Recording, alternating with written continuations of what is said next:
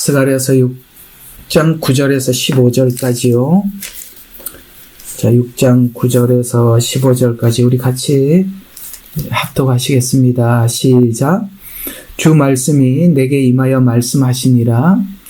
사로잡힌 자들 중에 바벨론에서 온 힐데와 도비아와 여다야를 취하라. 그리고 너는 같은 날 와서 스파냐의 아들 요시야의 집에 들어가 은과 금을 취하여 멸관을 만들어 여호사닥의 아들 대제사장 요사의 머리에 씌우고 그에게 일러 말하기를 만군의 주가 이같이 일러 말하느니라. 그 이름이 가지인 사람을 보라. 그가 자기 자리에서 자라 주의 성전을 건축하리라. 그가 주의 성전을 건축하고 영광을 지내며 그의 보좌에 앉아 다스릴 것이요 그가 그의 보좌 위에 제사장이 될 것이라. 또 그들 둘 사이에 화평의 의논이 있으리라. 그 면류관은 헬렘과 도비아와 여다야와 스바냐의 아들 헨을 기념하기 위하여 주의 성전 안에 있으리라. 멀리 있는 자들이 와서 주의 성전을 건축하리니 너희는 만군의 주께서 나를 너희에게 보내신 것을 알게 되리라. 만일 너희가 주 너희 하나님의 음성에 충실하게 복종하면 이같이 되리라. 아멘. 자, 여러분들과 함께 이 내용을 우리가 좀 여러 시간 짚어봐야 하기 때문에 두 번째 시간을 갖게 됐군요. 두 번째 시간으로도 안 되고 또 한 번 더 해야 될 것 같을 만큼 이 내용은 너무 중요하거든요. 자, 그래서 이 대제사장 요수아 환상, 이런 환상이 우리 지난날에 여러분들에게 스가랴서를 처음 시작하면서 여러 번 강조했던 거 한번 기억을 떠올려 보시죠. 모든 예언서는 어떤 예언서마다 예를 들어서 소선지서든지 대선지서든지 모든 예언의 어떤 강조점, 예를 들어서 에돔에 대한 강조점, 이스라엘에 대한 강조점, 그 다음에 애굽에 대한 강조점, 바벨론에 대한 강조점, 이런 강조점들을 보완하기 위해서 구약에 있는 선지서들이 17권이 이렇게 쭉인데, 특별히 이 소선지서는 그런 보완되어야 될 강조점을 전달하기 위해서 기록되었다라고 말씀을 드렸습니다. 근데 모든 예언의 중심에는 바벨론도 아니고 애굽도 아니잖아요, 그죠? 가장 모든 예언의 중심에는 이스라엘이 있는 거 아니겠습니까? 이스라엘을 중심으로 해서 다 애굽이나 바벨론이나 이런 나라들은 다 보조적인 역할을 하는 것이지 주 예언자는 아니고, 그 다음에 가장 중요한 중심은 아니죠. 모든 예언의 가장 중심에는 우리 이스라엘이 있습니다. 왜냐하면 언약의 당사자이기 때문에 그렇습니다. 그렇다면 모든 성경에 구약에 있는 예언서 중에서 이스라엘을 강조한, 특별히 이스라엘의 예언을 강조한 예언서가 어디냐? 이게 바로 스가랴서란 말이죠. 그러니까 스가랴서가 그렇게 봤을 때 다른 모든 예언서들은 조금씩 보충하기 위한 것이라면, 스가랴서가 이스라엘을 위한 예언이라면 예언의 가장 중심에 있는 거 아니겠어요? 그렇죠? 근데 이제 스가랴서가 잘못 틀어져 버리면은 다른 예언서들은 그냥 그 자체가 틀어져 버린 거. 우리가 예를 들어서 우리 척추가 휘어버리면 다른 뼈들이 다 있잖아요.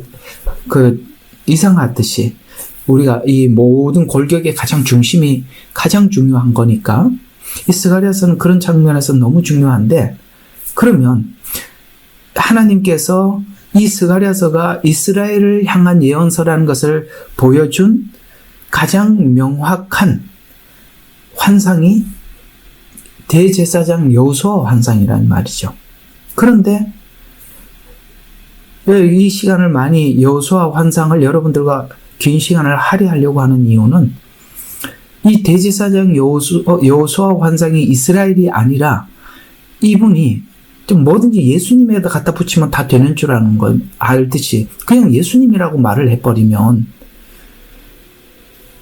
지금 이 스가랴서 자체가 완전히 휘어져 버리. 근데 너무 예수님이라 갖다 붙여버리니까 사람들이 함부로 태클을 못 걸잖아요. 왜? 예수님이니까.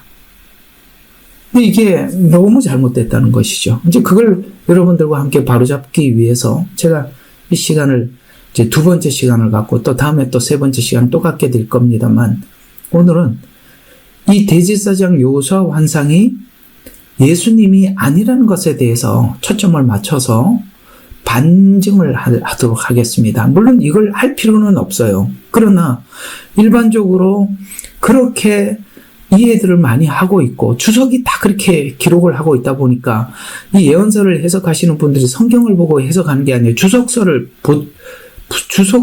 보고 그걸 참고해서 해석을 하거든요. 그러다 보면 누가 해석을 꺼내놔도 이것은 예수님이라고 이야기를 해버리면 다 틀린 거니까. 근데 대부분은 또 그렇게 할 겁니다. 왜? 주석이 그렇게 돼 있으니까. 그래서 우리가 이걸 좀 여러분들과 함께 좀 확실하게 바로잡을 필요가 있어서 오늘은 좀 대제사장 여호수아 환상이 예수님이 아니라는 부분에 초점을 맞춰서 한번 나눠보도록 하겠습니다. 자, 그러면 이제 오늘은 이게 반증하는 거죠. 반론이겠죠. 자, 예표가 될 수 없는 몇 가지 이유가 있습니다. 한 4가지 정도 한번 선정을 해봤습니다. 첫 번째, 대제사장 여호수아가 죄인으로 등장합니다. 3장을 가보시죠. 거기 보면 이제 3절에 보면 그때 여호수아가 더러운 옷을 입고 그 천사들 앞에 섰더니, 여러분 대제사장은 이스라엘을 대표하는 겁니다. 그렇죠? 근데 더러운 옷을 입었다? 이건 뭐죠? 실패한 모습이잖아요. 그걸 이렇게 은유적으로 표현한 게 더러운 옷을 입고 섰다라고 표현하고 있죠. 또 4절에 보면 주께서 자기 앞에 서 있는 자들에게 대답하여 일러 말씀하시기를 그에게 더러운 옷을 벗겨라. 그런데 자, 뒤에서 보면 말씀하시기를 보라, 내게서 내 죄악을 제하여 졌으니, 죄악이 제하여 졌다. 옷을 벗기고 죄악이 사하여졌다 라고 하면 이건 뭐죠? 이 옷을 상징하는 것은 죄악이라는 얘기가 되잖아요. 그렇다면 예수님이 뭘로 등장하는 것이 되죠? 죄인으로 등장하는 거잖아요. 예수님이 이 땅에 오셨을 때 그는 죄는 없으시니라 분명히 이렇게 말씀하셨어요. 히브리서에. 근데 죄인으로 등장했다? 맞아요, 안 맞아요? 이게 예수님이 될 수 없잖아요. 자, 두 번째 이유를 한번 보겠습니다. 대제사장은 이스라엘을 대표하는 제사장으로, 대제사장 여호수아는 한 사람인 예수님이 아니라, 한 사람인 여호수아가 아니죠. 왜냐하면 대표자잖아요. 그러니까 제사장 한 개인의 죄가 아닌 대제사장이니까 이스라엘 자체를 두고 하는 얘기 아니겠어요? 이스라엘. 그렇죠. 그래서 지금 이 스가랴서는 전기, 중기, 후기 선지서 중에서 후기 선지서라고 그러죠. 후기 선지서는 이스라엘이 포로 생활을 하고 돌아오고 난 이후에 기록한 선지서라고 했습니다. 그러면 지금 이 환상을 통해서 하나님이 이스라엘에게 전하는 메시지는 뭐냐면 이런 겁니다. 내가 이스라엘 백성들이 포로 생활을 하고 돌아온 이후에 포로 생활을 해서 이스라엘에게 지금 이러이러하게 되었다라고 말씀해주고 있는 겁니다. 그러니까 이렇게 얘기하는 거, 이런 거죠. 지금 대제사장 여호수아가, 잘 봐요, 더러운 옷을 입고 서 있는 것은 이스라엘이 포로 생활하기 전에 이스라엘의 상태를 말해주는 겁니다. 이스라엘의 상태. 하나님은 보실 때 죄악이 가득하다 이 말입니다. 그래서 하나님은 저기 어디 가서 바벨론에 가서 그 죄를 씻고 빨고 옷으로 표현하자면 그리고 다시 돌아왔다. 이런 메시지를 전달해 주고 있는 거죠. 왜냐하면 대제사장 여호수아는 이스라엘 전체의 죄가 있느냐 없느냐, 죄가 깨끗하게 사해졌느냐 사해지지 않았느냐를 대제사장 여호수아를 통해서 하나님이 뭐예요? 그걸 표현해 주시니까.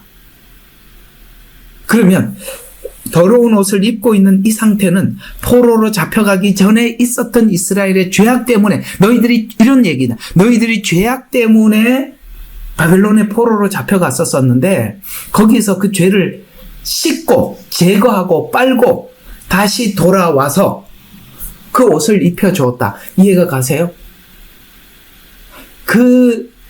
이 상태는 그 당시 이스라엘 백성들이 왜 포로 생활을 했었는지를 알려주기 위해서 이 대제사장을 환상을 보여줬다는 의미예요.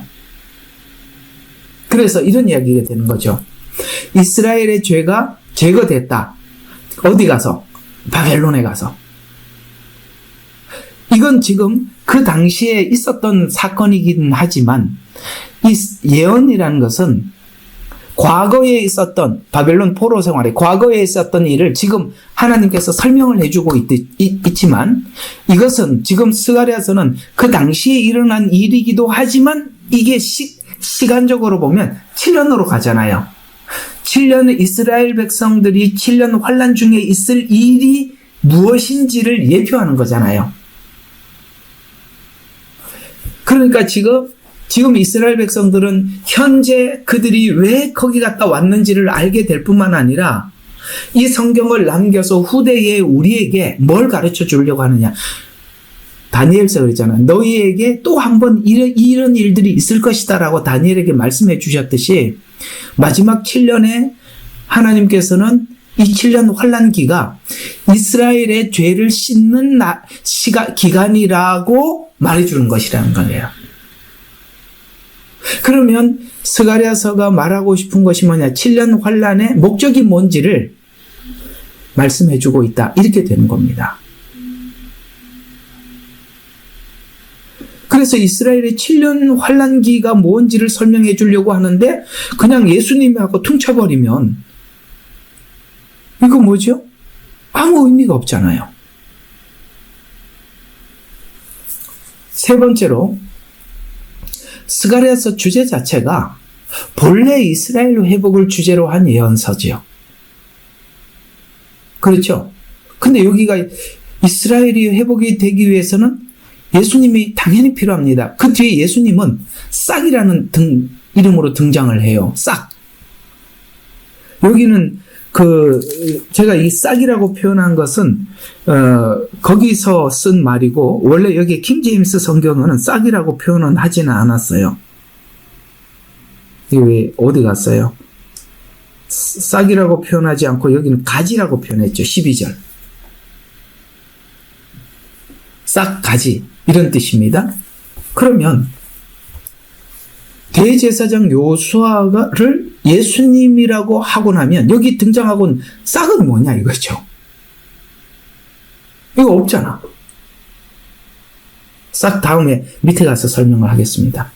이 가지가 뭔지. 자, 그러면 오늘 정리하는 네 가지 뭐라고요? 대제사장 여호수아는 예수님을 예표하는 것이 아니다. 이렇게 되는 겁니다.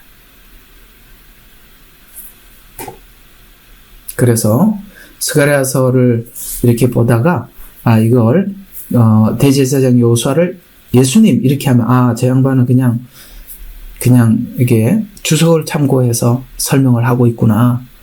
성경 전체의 예언에 대한 이해가 없구나. 그냥 이렇게 생각하시면 되겠습니다. 자, 스가랴서에 등장하는 여호수아 내용을 어떤 관점에서 보기 시작하는가에 따라서 스가랴는 완전히 방향을 달리하게 됩니다. 결론부터 말하면 아까 말씀드린 것처럼 여호수아는 예수님은 아닙니다. 문맥과 주제와 일치하지 않고 여호수아에게 일어난 일은 예수 그리스도 곧 메시아로 말미암아 이스라엘에게 이루어질 회복을 예표합니다고 설정해야 스가랴서 주제와 동일한 의미를 가지게 되기 때문입니다. 자, 그러면 더럽혀진 옷을 입고 있는 여호수아는 이스라엘의 율법을 통해서 온전하고자 했던 여호수아. 이제 조금 더 우리가 로마서를 한 우리로서, 그렇죠? 이런 게 이제 우리가 다 강의 선교를 하고 여러분들이 기본적으로 이 복음에 대한 이해를 축적해 놓은 그 혜택이 이런 데 있는 거예요, 사실은. 이게 참 엄청난 혜택이에요. 이걸 막 율법으로 온전해지고 이렇게 얘기하면 이게 기본이 없으면 이게 무슨 말인지 잘 못 알아듣지만 우리가 이제 이런 게 공부가 돼 있으니까 율법으로 온전해지고자 했던 여호수아 곧 이스라엘이 더럽혀진 옷을 입고, 이건 뭡니까? 율법으로 온전하게 못했다는 거 아니겠어요? 그리고 율법은 뭡니까? 사단이 마음껏 고발할 수 있는 거 아니겠어요? 그렇죠? 율법은 사단이 마음대로 고발할 수 있습니다. 거기에 자격을 가지고 있잖아요. 권리를 가지고 있잖아요. 먹었으니까. 먹게 만들었으니까. 그래서 사단이 고발을 받고 있는 것은, 자, 조금 여기서 우리 율법 배웠었으니까 한번 봅시다. 그리스도 예수 안에는 정죄함이 없어요. 그렇죠? 근데 지금 여기는 사단이 정죄하고 있어요. 이건 뭘 의미하죠? 이스라엘이 예수 그리스도의 보혈로 의롭게 되지 못했다는 뜻입니다. 정죄를 하고 있잖아요. 우리가 예수 안에서는 정죄할 수 없어요. 그러나 고발을 받고 있어요. 이건 이런 이야기입니다. 로마서 표현대로 하자면 율법으로 의롭게 되려 했던 이스라엘이 의롭게 되지 못한 상태로 하나님 앞에 서 있는 이스라엘을 예표합니다. 대제사장 여호수아가 이스라엘이라는 분명한 증거는 사단이 고발을 하고 있다는 것입니다. 그렇죠? 율법은 정죄하고 심판의 결과를 갖게 됩니다. 그래서 이스라엘이 아직 하나님의 의를 입지 못했구나, 이렇게 이해를 하면 됩니다. 언제까지요? 마지막 7년까지 아직도 이스라엘은 그 눈이 열리질 않아요. 지금까지 이스라엘의 율법의 의로 의롭게 되려고 했지만 율법으로 의롭게 됨을 실패한 상태에서 사단의 정죄를 받으면서 하나님 심판대 앞에 서 있는 모습입니다. 자, 우리가 이제 여기서 한 성경 구절 한 두어 군데 우리가 짚고 넘어갈 필요가 있어 보여서 성경 구절을 좀 가지고 왔습니다. 갈라디아서 3장 10절 우리 같이 한번 읽어봅시다. 시작. 무릇 율법의 행위에 속한 자들은 저주 아래 있나니. 왜 저주를 받고 있죠? 이스라엘이 지금 율법 아래 있기 때문이다. 대제사장 여호수아가 왜 더러운 옷을 입고 있을까? 하나님이 주시는 의의 옷을 입지 못했기 때문이다. 그걸 하나님이 입혀주시는 시간이, 그 의의 옷을 입혀주는 시간이 7년 환란이다. 이렇게 되는 겁니다. 또 로마서 9장 31절부터 32절 우리 좀 있으면 이제 할 거거든요. 이 9장 하고 있잖아요. 자, 거기 이런 말씀이에요. 이스라엘은 의의 법을 따라갔으나 그 법에 이르지 못하였으니 어찌 그러느냐. 이는 그들이 믿음을 의지하지 않고 행위를 의지합니다. 그래서 지금 하나님 앞에 온전한 모습으로 서 있지 못하고 사단에게 고발을 당하고 있는 것입니다. 그러니까 결국은 지금 스가랴서가 우리가 이게 예수님이 아니라는 표현을 우리는 어디서 찾았죠? 복음에서 찾았잖아요. 갈라디아서, 로마서, 복음에서 찾아냈잖아요. 그러니까 이런 거예요. 율법을 명쾌하게 뭔가 이렇게 예언으로 풀리지 않는 어떤 고지점에 가서는 복음이 딱 정확한 이해를 가지고 있어야 풀려 지나가는 거거든요. 정확하게 이거는 예수님이 아니라는 것을 정확하게 지적해주고 있잖아요. 이 상태에서 성경은 동일하게 이렇게 증언하는데, 자, 여기 지금 더러운 옷을 입고 서 있는 이 부분을 아모스 4장 11절에도 너희가 불붙는 가운데서 빼낸 나무 조각같이 되었으나 너희가 내게로 돌아오지 아니하였느니라. 이 표현이 지금 스가랴서의 대제사장 여호수아가 더러운 옷을 입고 서 있는 거하고 똑같죠. 왜요? 그가 불에서 그슬린 나무가 아니냐, 이렇게 표현했잖아요. 자, 그러면 잘 봐요. 왜 불에서 그슬린 나무라고 했느냐. 이 표현이 도대체 무슨 뜻이냐 이 말이에요. 그러니까 이스라엘은 지금 바벨론에서 불 가운데서 연단을 받았어요. 불같은 연단을 받았어요. 또 하나는 불같은 연단을 받았지만 다 탔어요? 아니면은 다 타지 않았어요? 다 탔어요? 다 타지 않았어요? 1번 다 탔다. 2번 다 타지 않았다. 몇 번이에요? 다 타지 않았어요. 무슨 뜻이죠? 남은 자가 있다는 거예요. 다 타지 않아. 타버리지 않는 사람. 이게 바로 남은 자예요.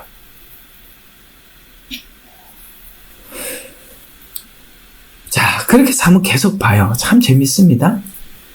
그래서, 빼낸 나무 조각 같으지. 그러나 너희가 내게로 돌아오지 아니하였느니라. 라고만. 그러나, 하나님은 예수 그리스도를 통해 정결하게 하신 후, 예수님께서 피 흘려 의롭게 하신 의의 옷을 입혀주는 장면인데, 이스라엘이 의의 옷을 입는 자신을 깨닫는 시간.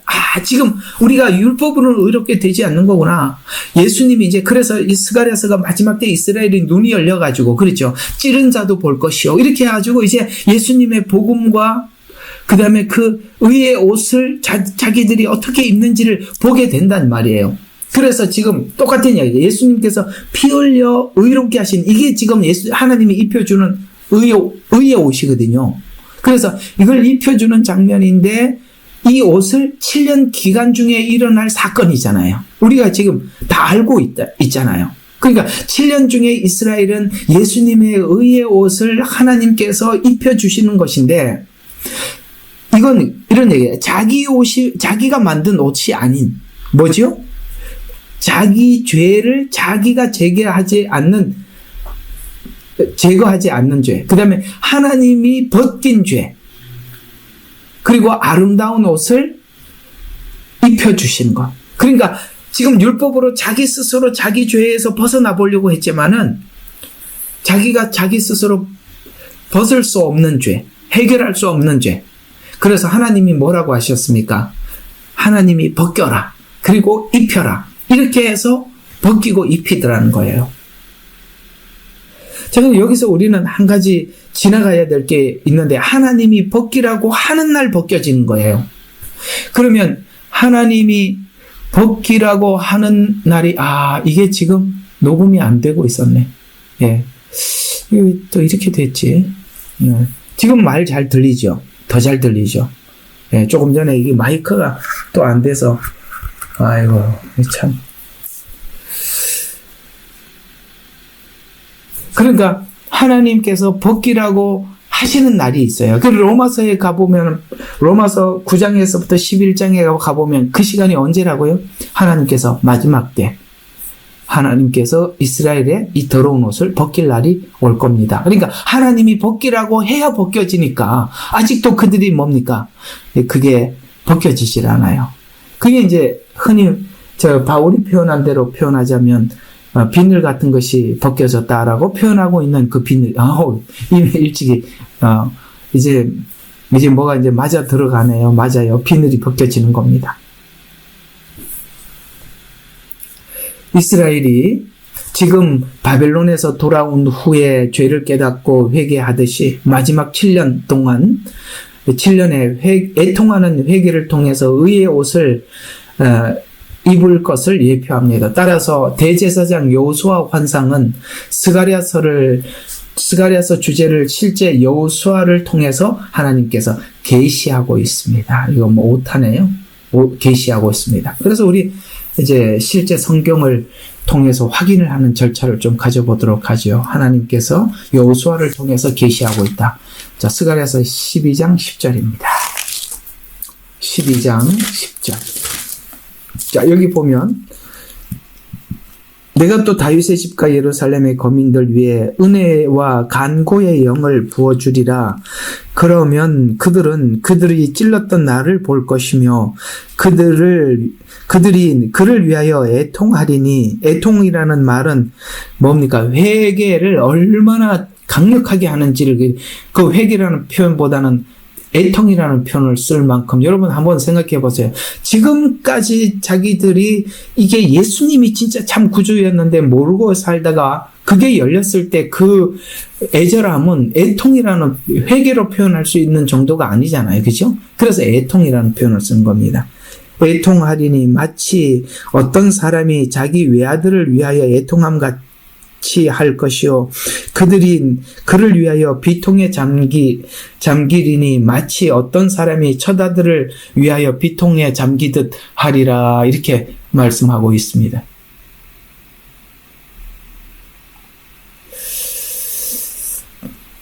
자, 그 다음 스가랴서 13장 1절입니다.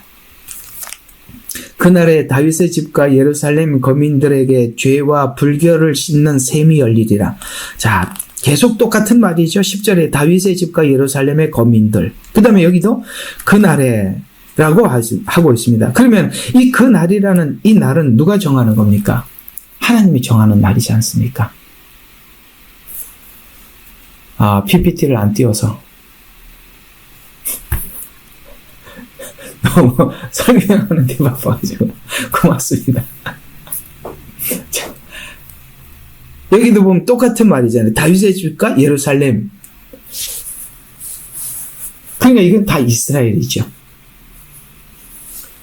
그래서 스가랴서 3장에 대제사장 여호수아가 자신의 더러운 옷을 입고 있음을 깨닫게 되고 그 다음에 하나님께서 의의 옷을 입혀줌으로써 놀랍게도 이스라엘이 지금까지 그 죄를 없애려고 율법을 그 조상 대대로 지켜왔다가 알게 됩니다. 하루 만에 예수님께서 십자가에서 죄가 용서됐다는 것을 알고 그걸 믿음으로 구원을 받게 됩니다. 하루 만에 죄가 제거되더라. 아멘. 네, 참 놀랍습니다. 하루 만에. 네. 스가랴서 3장 9절. 그래서 이 말씀 그대로 가져가서 대제사장 여호수아 환상에다가 일치해서 한번 봅시다. 자, 3장 9절. 내가 여호수아 앞에 놓인 돌을 보라. 한 돌 위에 7돌이 있으리니 보라. 내가 거기에 새길 것을 새기리라. 만군의 주가 말하노라. 또 내가 그 땅의 죄악을 뭐라고요? 하루 만에 제거하리라. 이제 이스라엘 백성들이 아는 겁니다. 율법을 지켜서 구원을 받는 게 아니라 예수 그리스도께서 속죄하신 그 속죄를 믿음으로 구원을 받는구나. 그래서 하루 만에 죄가 용서함을 받았다. 라고 말씀하고 있는 것입니다. 이 내용을 로마서에서는 이런 식으로 표현을 했어요. 조금 다른 표현을 하고 있거든요. 자, 로마서 11장으로 가보겠습니다. 자, 누가 찾으시면 좀 읽어봐 주시겠어요? 11장 26절에서 27절입니다. 11장 26절에서 27절.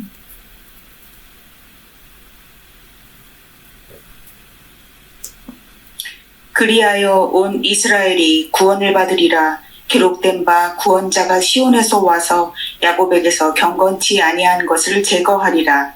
이는 내가 그들의 죄들을 없앨 때 그들에 대한 나의 언약이 이것임이니라 한 같으니라. 아멘. 아멘. 예, 제가 여기는 짤막하게 좀 적었거든요. 구원자가 시온에 온다는 거예요. 이스라엘에 온다는 거죠. 그래서 야곱에게서 이스라엘을 표현할 때마다 야곱이라는 표현을 씁니다. 그러니까 야곱에게서 경건치 않은 것, 이게 뭘까요? 뭐가 경건치 않죠? 이스라엘이? 아직도 예수님을 받아들이지 못하는 율법, 맞아요. 그게 경건치 못한 거라. 잘 이해를 하고 계시네요. 자, 그 율법을 돌이키시겠고, 내가 그들의 죄를 없이 할 때 그들에게 이루어질 내 언약이, 지금까지 이스라엘에게 한 언약이 바로 이것이다. 에? 바로 이것이다.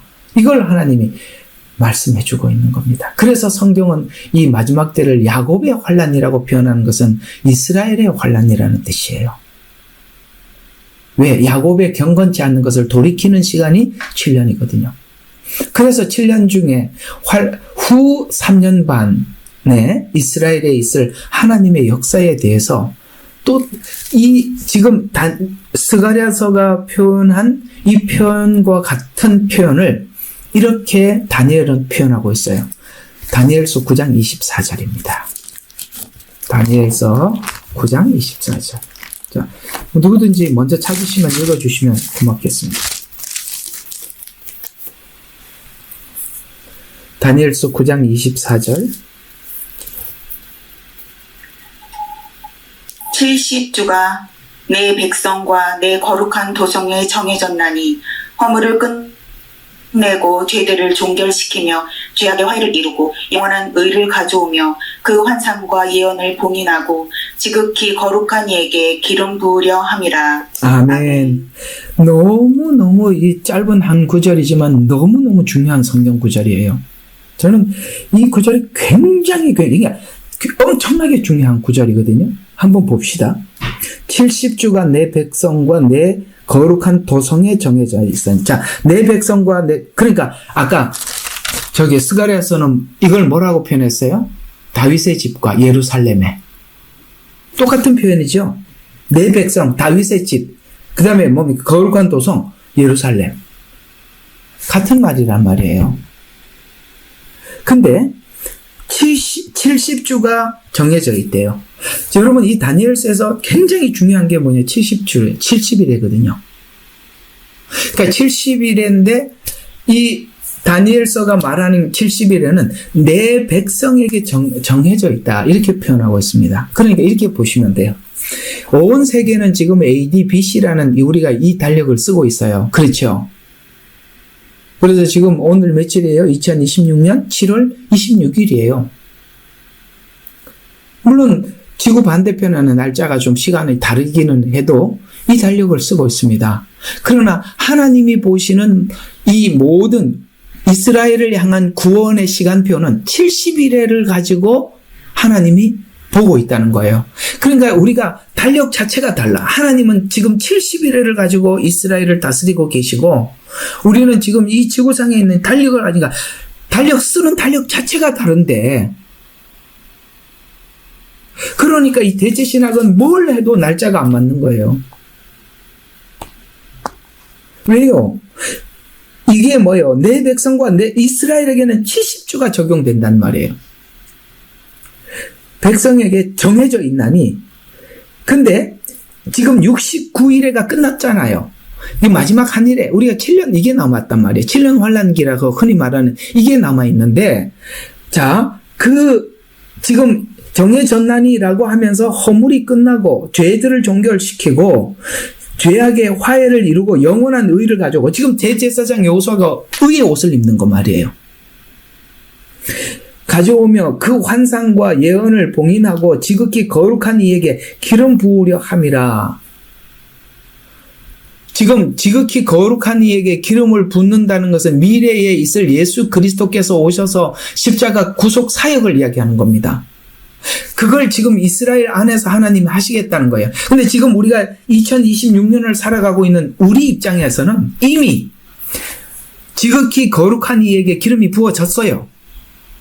십자가 지시고 하나님께서 기름 부어졌다는 가장 분명한 의미가 이스라엘 백성들이 대제사장이 지성소에 들어가는 것이 거기다 피를 뿌리는 것이 이스라엘 백성의 죄를 용서하듯이 예수님께서는 자신의 피를 뿌려 하나님 보좌 우편에 올라갔다는 것은 대제사장이 지금 제단에 피를 뿌려 그 하나님의 그 법궤 앞에 섰다는 뜻이에요. 예수님이 그 모든 속죄를 완성하시고 하나님 우편 보좌에 앉아 있다는 그 말과 같은 동의어라 이 말이 같은 의미란 말이에요. 해결이 됐다고요. 그러나 지금 이스라엘에는 그 눈이 안 열려 있다 이 말이죠. 그러므로 25절 본 그러므로 알고 깨달으라 예루살렘을 복원하고 건축하라는 그 이제 마지막 7년이 되기 전에 이런 일이 있을 것이다라는 표현이 그 얘기예요. 마지막 7년이 오기 전에 예루살렘이 복원된다. 이게 그래서 제3성전 이야기가 나오는 거예요. 건축하라는 명령이 나오는 때부터 메시아의 통치 7년 70주가 될 것이요. 이게 지금 그 다음에 그 성벽이 재건되리니 고난스러운 때라라고 이게 지금 이스라엘 69주가 어떻게 끝나는지를 이야기를 하고 그 다음에 성벽이 재건되리니라는 자 여기 앞에 있는 복원되고 건축한다는 이 말은 뭘 의미하느냐면 이스라엘이 그 돌아와서 느헤미야를 통해서 그 예루살렘 성전이 복원되는 이야기예요. 복원되기. 지금 다니엘은 어디서 예언서를 기록하고 있죠? 다니엘이 어디서, 다니엘서는, 전기 선지서예요? 중간 선지서예요? 후기 선지서예요? 중간 선지서잖아요. 바벨론에서 기록을 하고 있습니다. 그러니까 여기 복원이라고 하고 있잖아요. 느헤미야를 필두로 해서 지금 그 성전이 복원된 이걸 이야기하는 거고, 그 다음에 재건이라는 말이 나오죠. 이게 제3성전이에요. 그래서 될 것이요. 그 거리와 성벽이 재건되리니 곧 고난스러운 때라. 이게 시작되면 고난스러운데 이게 바로 7년이 시작된다 이 말이에요. 그게 너희 백성에게 정해져 있다 이 말이에요. 62주 후에는 메시아가 끊어질 것이요 자신을 위해서가 아니요 또 장차 올 통치자 백성의 도성의 성소를 파괴하리라. 이건 뭐냐? 메시아가 끊어질 것이요 라는 이야기는 예수님께서 십자가에 죽으시고 라는 이야기입니다. 그리고 디도 장군이 와서 성소를 파괴시킬 겁니다. 그리고 이스라엘은 흩어집니다. 이해가 가요? 69일회가 끝나고 이스라엘이 흩어져 있단 말이에요. 그래서 70일회를 준비하기 위해서 지금 이스라엘이 지금 돌아가고 있는 겁니다. 70일회 마지막 한일회를 준비하기 위해서 디아스포라 하고 있는 거예요. 근데 이제 계속 조금만 더 봅시다. 그래서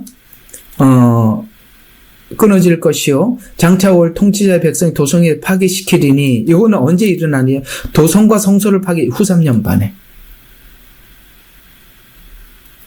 파괴시키리니 그 끝은 홍수로 뒤덮을 것이요 전쟁의 끝에는 황폐함이 정해져 있느니라. 이거 하나님 확정된 거라는 게 7년이. 그러면서 그가 많은 사람들과 더불어 한 주 동안 언약을 확정하겠고 전 3년 반에 일어날 일들이에요. 평화를 약속한다는 거예요. 그 다음에 주의 중간에 전 3년 반에서 후 3년 반이 넘어가는 그 중간기를 이야기하는 거예요. 그 주의 중간에 희생제와 예물을, 처음에는 그걸 허락했다가 후반부에 들어가서는 뭘 한다고요? 예물을 금지시킬 것이요. 아시겠어요? 그래서 이스라엘이 더 이상 하나님 앞에 예배하고 제사를 드리는 일을 못하게 할 것이다. 그런 가증함을 확장시킴으로써 거기다가 우상을 갖다 놓는다는 거예요. 황폐하리니 진멸할 때까지 할 것이며 정해진 것이 황폐한 자에게 쏟아지리라. 뭡니까? 결국 짐승과 음녀의 멸망이 다가올 것이다. 이거 지금 요한계시록을 압축해 놓은 거라 이 말이에요.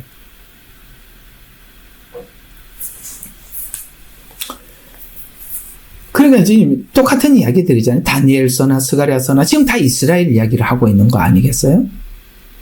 우리가 여기서 다니엘서에서도 본 것도 똑같습니다. 허물, 죄, 용서, 영원한 의를. 이건 오늘 스가랴서는 뭐라고 표현하고 있죠? 더러운 옷을 벗겨서 죄를 제거하고 아름다운 옷과 관을 오타들이 엄청 많네, 그죠? 씌워주신다. 그게 7년 환란기에 있을 이스라엘에게 있을 하나님의 약속이다. 이 내용에 관해 성경이 동일한 측면에서 증거를 하는데 먼저 대환란을 통과하여 정결케 되고 마지막 왕 같은 제사장 나라로 회복될 이스라엘을 예표하고 있는 것입니다. 그 결국은 이스라엘은 하나님이 처음 약속하신 대로 제사장 나라로 거듭나게 됩니다. 그렇게 되려면 오늘 여호수아가 이 옷을 벗고 입게 된 것은 뭐냐면은 지금 이스라엘이 지금까지 율법을 가지고 실험해서 실패한 자로 서 있는데 새로운 거 이거 말고 새순 새싹 오늘 여기만 아까는 이게 뭐로 나왔었죠? 설명을 하느라고 정신이 푹 빠져 있으니까 가지. 여러분이 적어주셔서 고맙습니다. 이게 이런 걸로 겉에지는 게 아니라 새로운 거. 예수 그리스도. 그러니까 어때요? 여호수아는 이스라엘이고 여기서 말하는 가지는 누구라고요? 그렇습니다. 이게 예수님이에요. 됐죠? 이렇게 다르다 이 말이에요. 그러니까 하나님이 만드신 새로운 것. 그럼 이 싹은 뭐냐 이거죠. 자, 그럼 한번 봅시다. 이스라엘은 하나님이 심으신 포도나무라고 신약에 말씀하고 있어요. 내가 포도원을 두루 해가지고 거기다가 포도를 심었더니 이렇게 나오고 있습니다. 그건 지금 이스라엘을 하나님이 어떻게 살피시고 시작했는지를 설명하는 거거든요. 그래서 이스라엘은 하나님이 심으신 포도예요. 율법이라는 씨를 심어서 의에 이르지 못하고 자기 의를 세우는 나무가 되었어요. 맞죠? 그게 로마서 10장 3절이에요. 하나님이 주신 지식을 따라가지 않고 자기들 걸 만들었다는 거예요. 그게 지금 여호수아 대제사장이 이렇게 더러운 이렇게 계속 반복해서 서로 계속 연결시켜야 그러니까 완전히 그냥 입력을 하라는 겁니다. 자, 그러면 이걸 이제 예수님이 오셔서 그러니까 예수님이 오시기 전에 지금 심어놨던 이 포도나무를 잘라야 된다는 말씀을 누가 하고 있었죠? 침례 요한이 이렇게 외쳤어요. 한번 봅시다. 침례 요한의 외침이 도대체 무슨 외침인지 한번 보자고요. 마태복음 3장 10절에 보니까 도끼가 나무 뿌리에 놓여 있어서 좋지 않는 좋은 열매 맺지 못하는 나무마다 찍어 불에 던질 것이다 라고 했죠. 맞죠? 그러면 좋지 않은 나무 열매는 뭐죠? 지금 이스라엘이 율법으로 의롭게 되려고 했던 이걸 하나님이 찍으러 왔다는 거예요. 그럼 찍어버리면은 있던 이 포도는 다 불에 던져 없어지는데 거기에 하나님이 다른 새순, 가지, 싹을 만들어요. 그게 예수님이잖아요.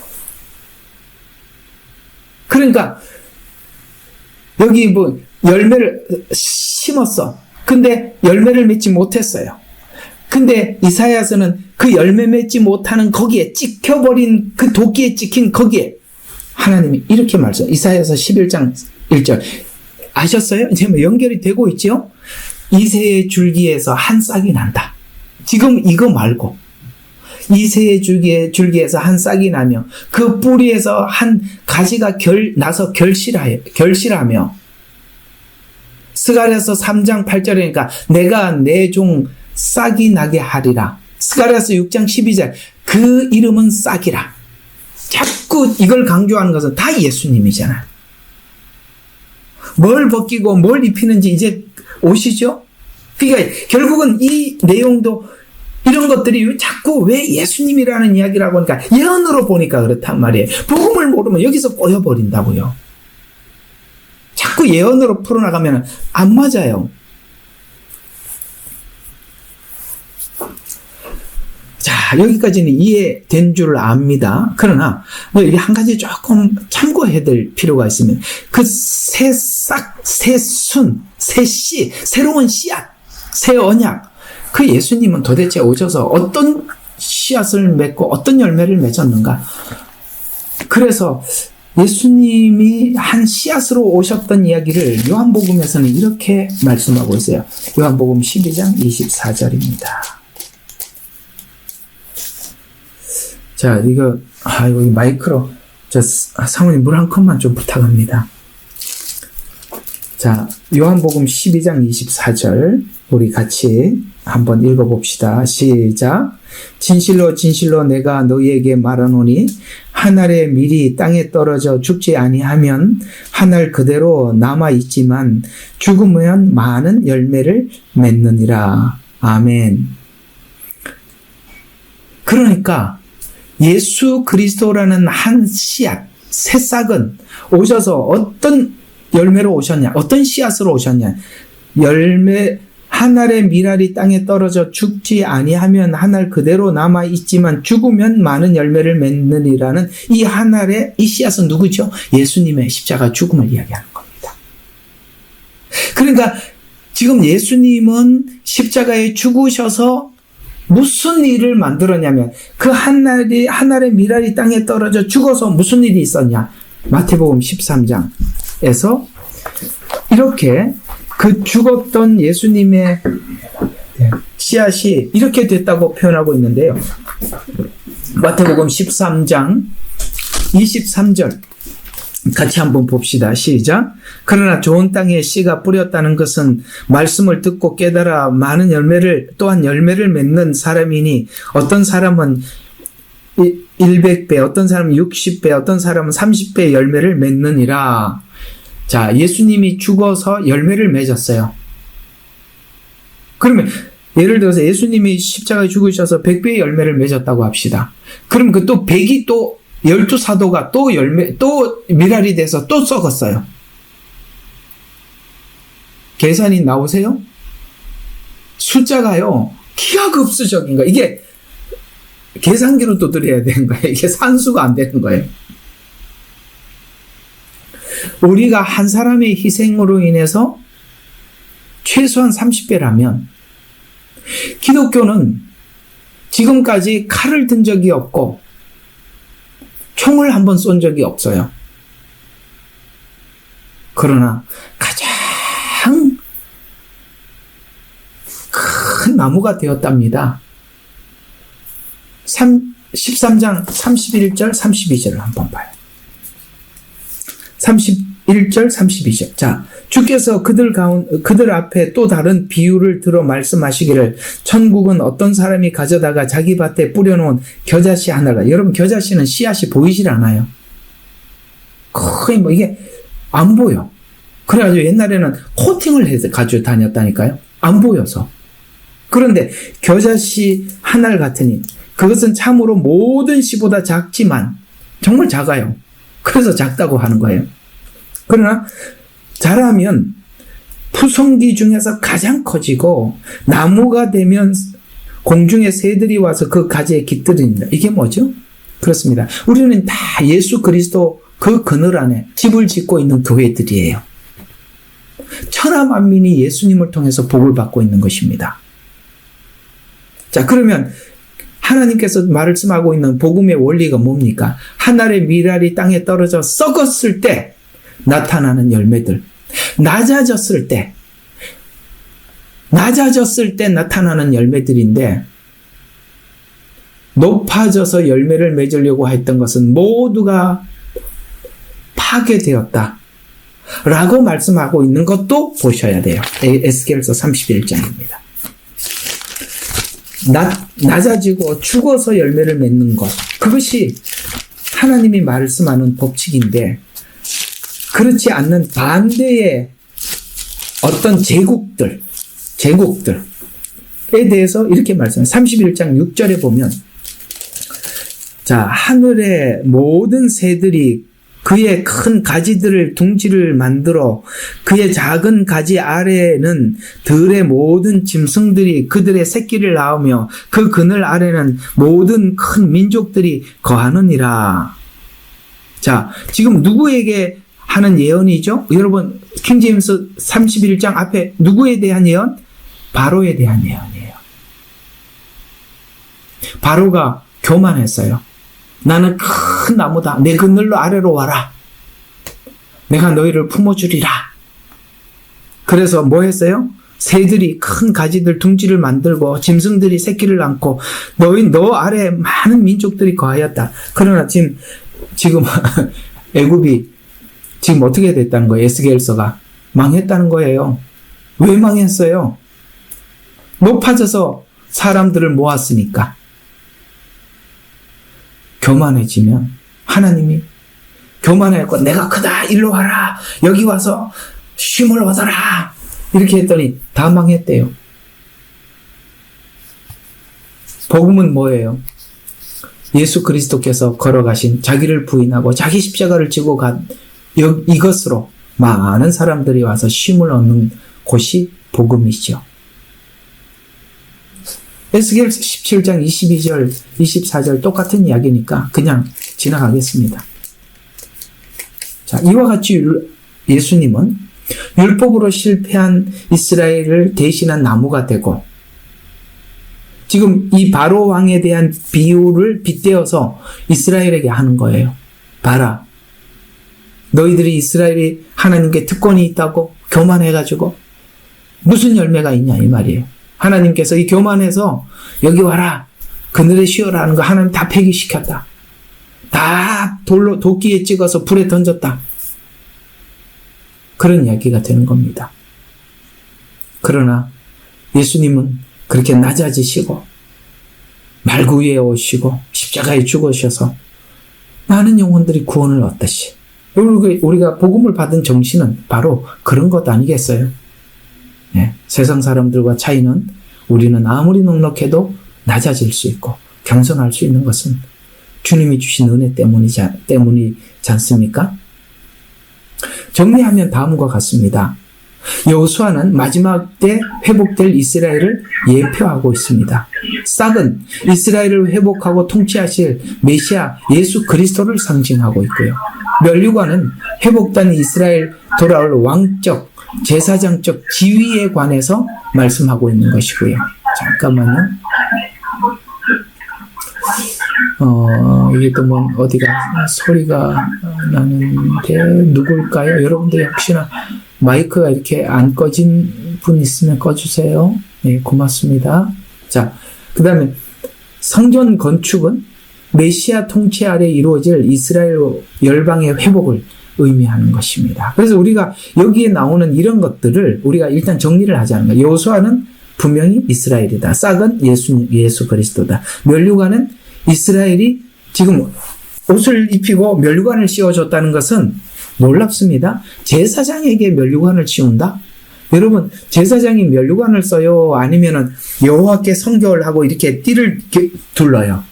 여호와의 성결이라는 띠를 둘거든요. 제사장은 두 권을 쓴다 그러잖아요. 면류관을 쓰지 않아요. 근데 면류관을 써요. 이건 뭐냐면 이스라엘에게 줄 마지막 때 축복이 뭐냐면 제사장 나라로서 회복시키고 왕권을 회복시키겠다는 거예요. 근데 왜 회복되죠? 하나님이 약속했기 때문에. 믿음의 초점이 어디 있습니까? 이스라엘의 실패에 있지 않고 하나님의 언약에 있다. 이걸 지금 설명해 주기 위해서 제사장에게 왕관을 씌워주는 겁니다. 성전 건축이 메시아의 통치 아래 이루어질 이스라엘 열방의 회복.